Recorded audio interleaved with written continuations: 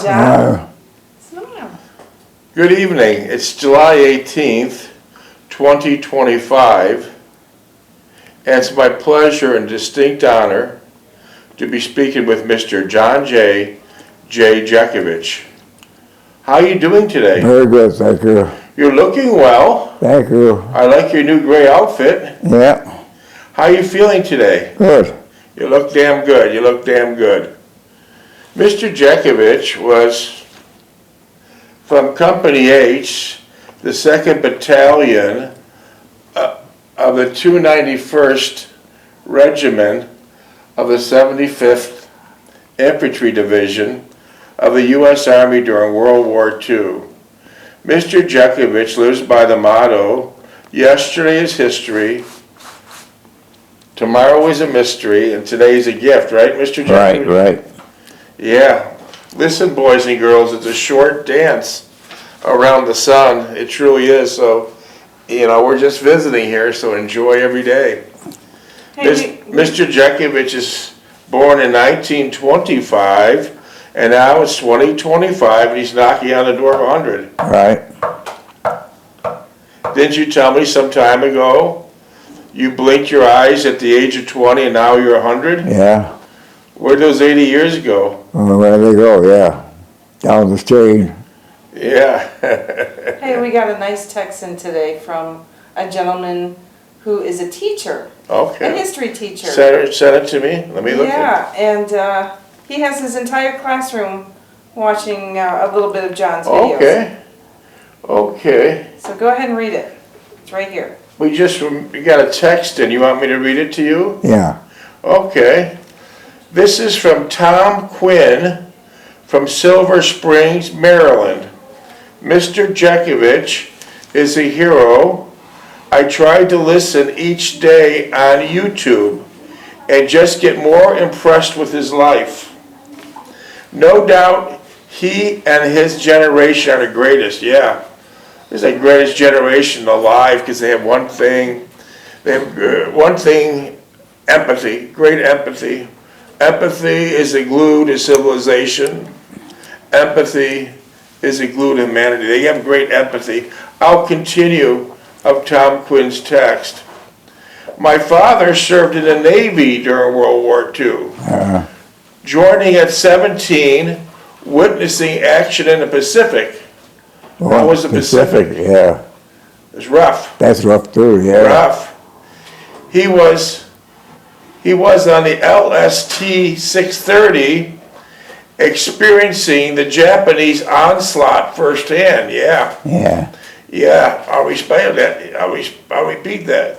He was on, listen up, this is good. He was on the LST 630 experiencing the Japanese onslaught firsthand. Wow. He lived a long life afterwards. Wow. Being married to my mother for 50 years. Oh. And listen to this. Listen to this. And raising 11 healthy kids. Oh, boy. Yeah. Yeah, Tom Quinn says he's the 11th child. My father passed away at the age of 87 in 2023. He goes on, more good stuff. 5 of my uncles served in Europe, and my uncle Joe Norris was the most decorated.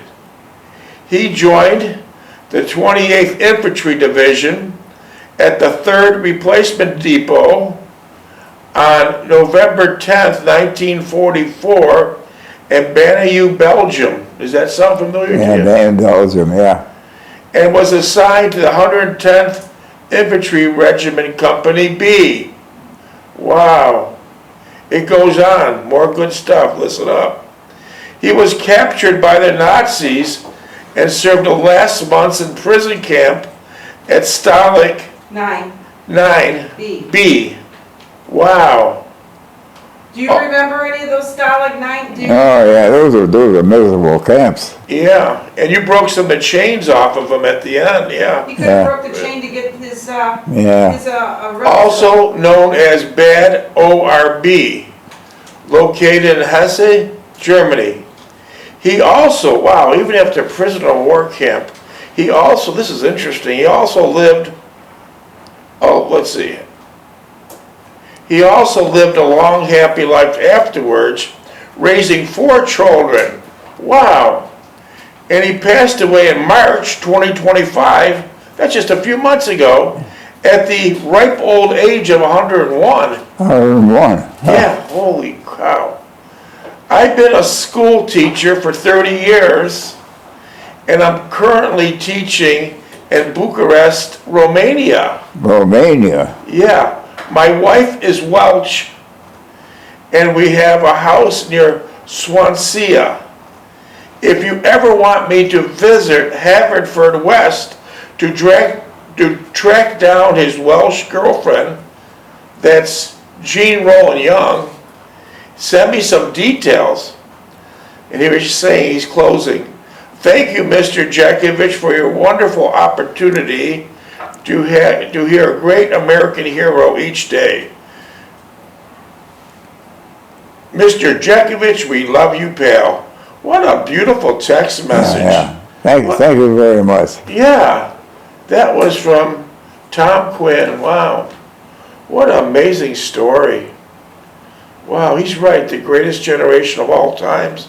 His father survived the war and had 11 kids, and his uncle had 4, and he just passed away in March of 2025 at 101. Yeah. These are good people. These are good people. That's the reason why we won the war. That's the reason why we're not speaking German in the United States right now. These guys like this. Wow. Isn't that amazing what great people? Yeah. Isn't it just amazing? Wow. Yeah, please save that text and print it. I want to put that one in the albums. Okay? Okay. All right. Well, thanks again. Thanks again. What a lovely story. What a great story. Thanks again, Tom Quinn. Wow. Well, there it is. Wow.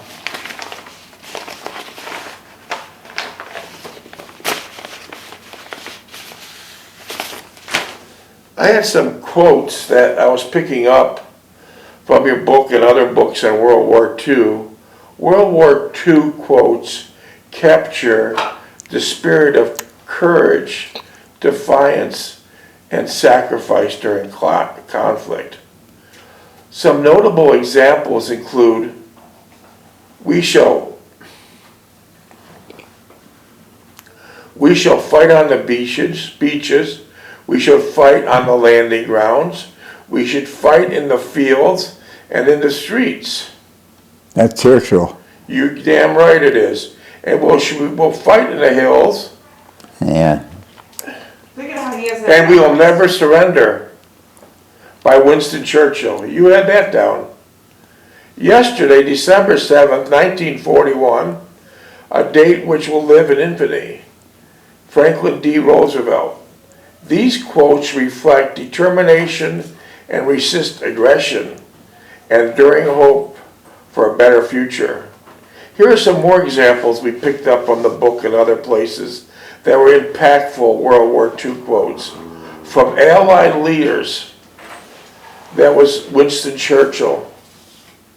And he basically said it again, never give in, never, never, never. Well, they had a rough over things. They got bombed and everything. Yeah, never, and nothing great or small, large or petty, never get in, except the convictions of honor and good sense.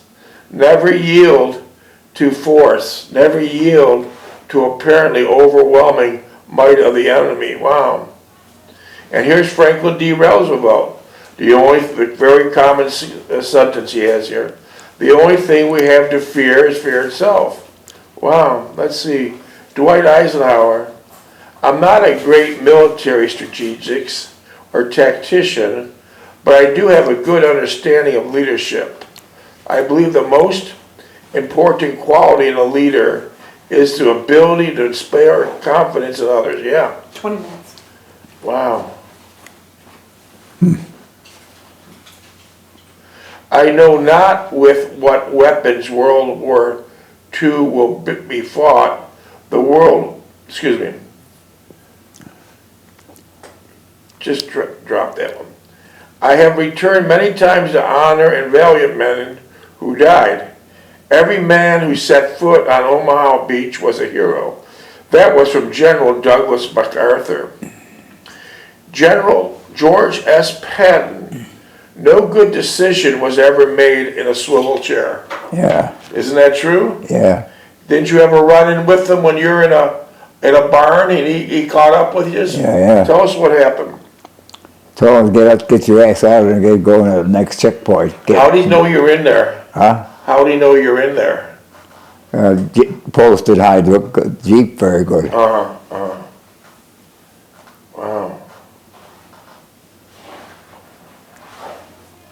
Wow, those are beautiful quotes. Those are absolutely amazing. Here's another one from Patton. If everyone is thinking alike, if everyone is thinking alike, someone isn't thinking. Yeah. So we have to have diverse ideas. General Eisenhower's speech and awesome aerial footage of World War II. Blood, tears, and sweat. What did you guys nickname Patton? Hot blood and guts. Yeah. Your blood in his guts, right? Yeah. Wow. This is amazing good stuff that just popped up. Wow. It's coming in minute by minute, all these great texts. I really can't keep up with it, but I will. Here's a great one someone sent. You know why there's a Second Amendment? In case the government fails to follow the First Amendment. Yeah. Yeah. Mr. Jeckovich was drafted in World War II as a young boy. As a teenager. 33. Yeah.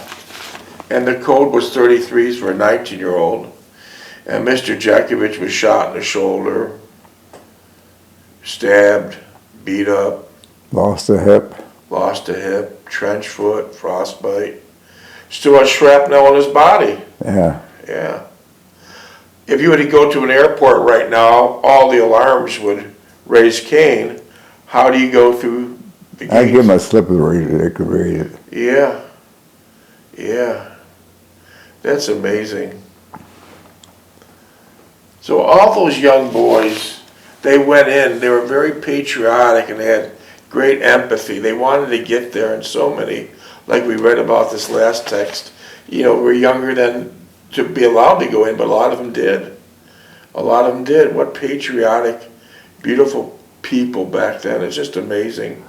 With great empathy.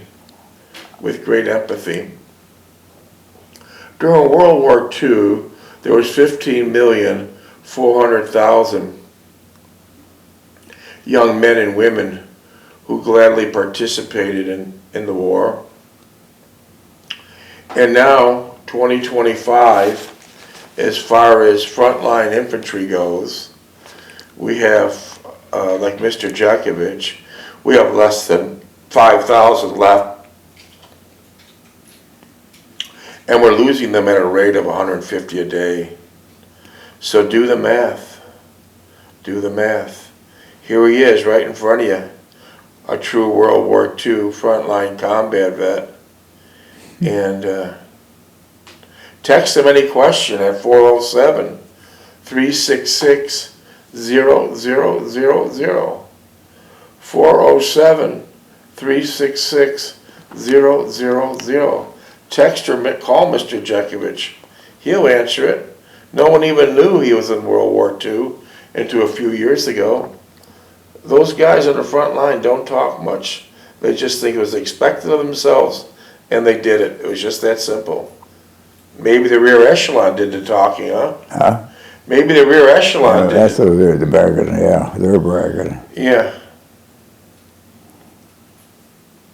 So, the facts speak for themselves. Mr. Jeckovich, was no rear echelon. He was frontline combat.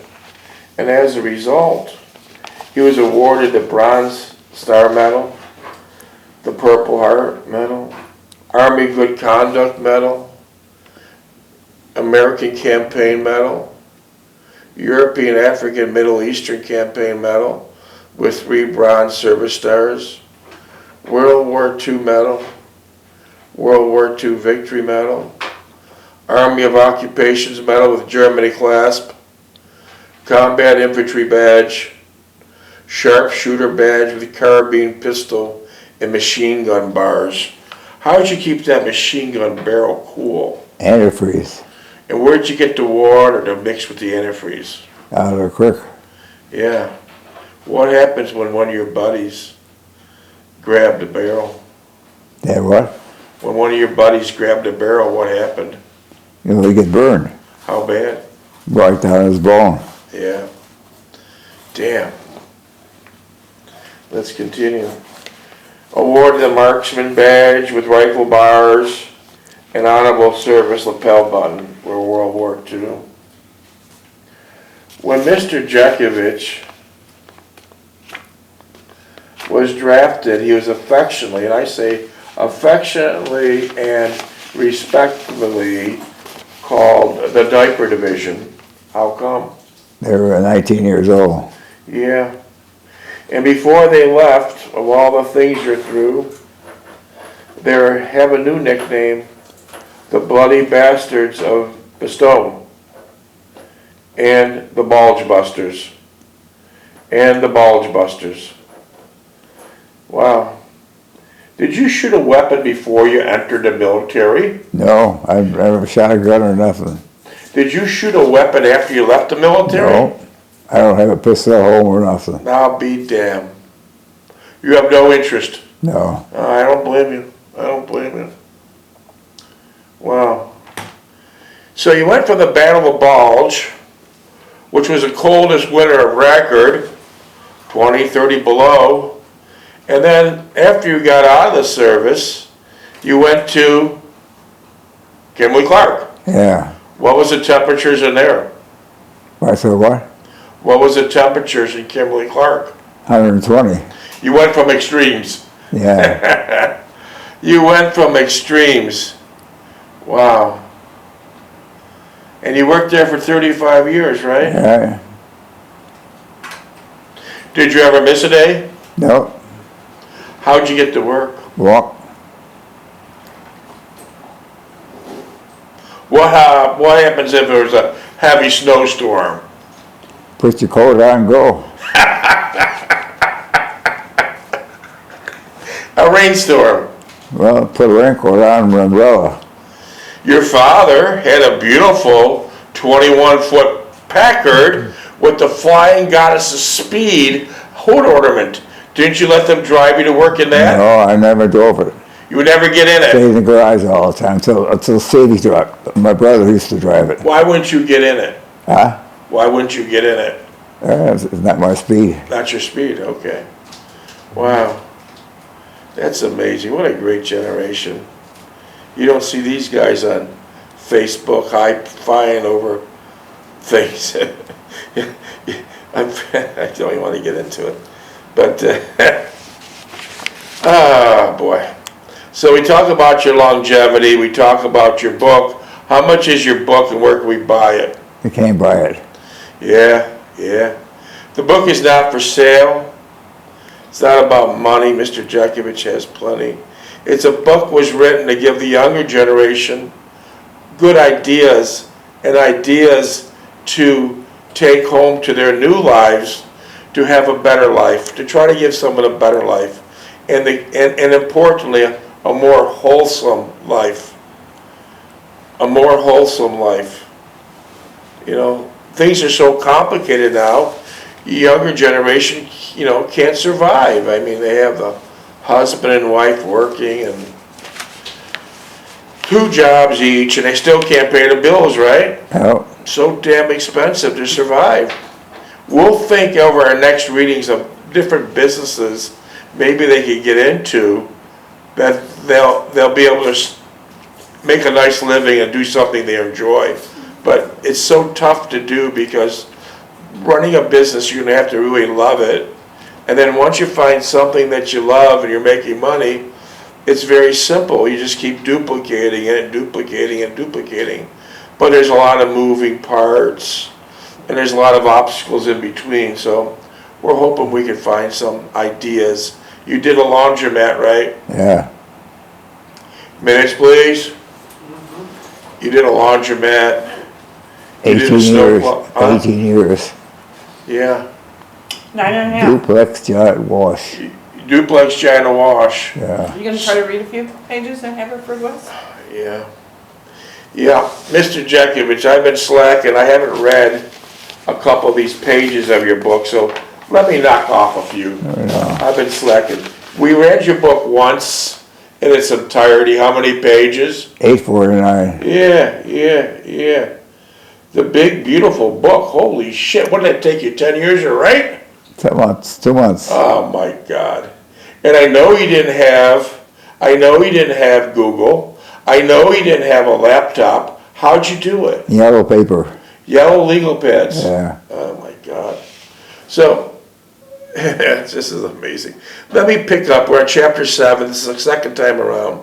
Gene, Sonotest, and Bombers. This is when Mr. Jeckovich is in Haverfordwest. He met his third girlfriend, Jean Roland Young. How the hell you be in World War II and have a girlfriend at every port? I don't know, but he did it. But anyways, let's discuss it. He's met Jean Roland Young. They're dating before he gets sent to the front line. And here we go. As I walked up the cobblestone street, I thought how strange it seemed to be here in a strange country, in a stranger yet surrounding, under different circumstances. Who would have thought I could be doing this 3 months ago, or more to the point, would have thought that I would be seeing another person as soon after saying goodbye to Anne? What would she say or think if she knew my present situation? Strangely, I could not think of a better place than right here in a small, nondescript town with all its kind and simple faces. Yeah, kind and simple faces, that's beautiful. In the non-conforming and unorthodox way of life. This would be far superior to life I'd leading before entering the military service in my wildest imagination. So you would never have that in Niagara Falls. No. I could not see a way in which this would be attainable. I did not want to even think about going to that life of nothingness and empty despair. Continues. This morning being Sunday, our only standard procedure option was a march to chow in formation, as no stragglers would be allowed just to saunter down the street to the mess hall. As I was hungry, I got up to dress in my fatigues several minutes before the formation formed outside in the street. A little over half of the company fell out, as the rest were either sleeping in some detail on sick call, or were accountable in some way or the other. The breakfast was delicious, as usual, consisting of baked eggs, bacon, fried potatoes, toast, and all the hot coffee you wanted. So you got a pretty damn good breakfast there. Yeah. It said on your documents that I picked up from 1940s floor that when you got drafted, you were 187 pounds. How much you weigh now? 151. You have a lot of catching up to do. Yeah. That's good news though, because most people, as they get older, they get heavier. So if you put on your World War II uniform now, it'd be nice fit. Yeah. It'd fit nice, yeah. Yeah, where is that uniform? I don't know. No. You have any idea? No. So this food that you're receiving in the Army was pretty good. Yeah. But on the troop ship, how was it? Terrible. It was a British fit. And what was wrong with it? Greasy food. That makes you sick. Let's see. After the usual 45 minutes allotted to eat, we waited outside to fall in for a march back to the billets. What this procedure accomplished was that it made it difficult to stay down here in the heart of the town after chow on a weekend. Instead, we were forced to go back and change, then walk back to town individually. You always had to wear your uniform in town? Oh, we got a uniform all the time. Okay. The mess hall uniform was fatigued helmet liner just for that purpose. The uniform for pass or sign out was a Class A ODs. What's ODs? Tie and everything. What does OD mean? All drab. Tie, field jacket, overseas kayak. So in order to go in that town and mingle, you had to look sharp. You had a look uniform. You had to look sharp. In my situation, I was not going back, what? 4 minutes. In my situation, I was not going back down. Rather, I was going up several tiers that I dare say many of the soldiers have never seen. I did improvise upon the procedure during the rest of the stay at Haverfordwest. I would sign out my fatigues under the pretext of showering, which I usually did, but instead of returning to the billets, I would head up to Jean's cottage. This worked out well for most of the time. So you're pretty tricky. Yeah. You got a lot of tricks up your You're sleeve. gonna go see the girl. Yeah, tricks up his sleeve. You hear that? Wow. After the 1,200 hours chow, I avoided Fink and Larson and scurried into the orderly room to sign out and make my way up to Jean's cottage. How come you avoided Fink and Larson? Who? Fink and Larson, how come you avoided them? Oh, they were in another billet. Okay. But they would wanna go with you, right? You avoided them because they would probably Yeah, wanna go with I avoided them, yeah. On the way up, civilians would wave to me as they stood in the doorways talking in groups of 2 or 3s. So you're very appreciative in Haverfordwest. That's nice. There were not too many young males about, and the younger girls my age or older ones would glance at me and smile and wave hello. Very nice. I felt especially elated and macho at their display of interest, never thinking for a moment that their starved for companionship of the opposite sex, their own age. I thought naively that it was the uniform or the individual wearing, or not the individual wearing it. I reached Jean's place as I did not see anyone about. I used a huge brass knocker on the door. You remember that knocker? Yeah. How big was it about? Show me with your Well, it was a pretty big knocker, yeah. Show me how big. Well, no, this big. I'll be damned. Shortly after the door opened and Mrs. Young greeted me enthusiastically, invited me in. Minutes? minute 30. She first offered me a cup of tea. As I accepted, she told me that Jean was still dressing and would be out momentarily. Mrs. Young also informed me that Mr. Young was out on an errand and he would be back shortly. Did Mr. Young have a car or a bicycle? Bicycle, they all had bicycles. No cars. No cars, no. She said that she was in the midst of a holiday house cleaning and to excuse the condition of the parlor. Huh. Was the parlor dirty? Well, no, it was clean. It was a modest place, but it was clean, orderly. Well laid out, yeah. So they had a great pride of ownership. Yeah. Could you please describe what their cottage looked like in some type of detail? What?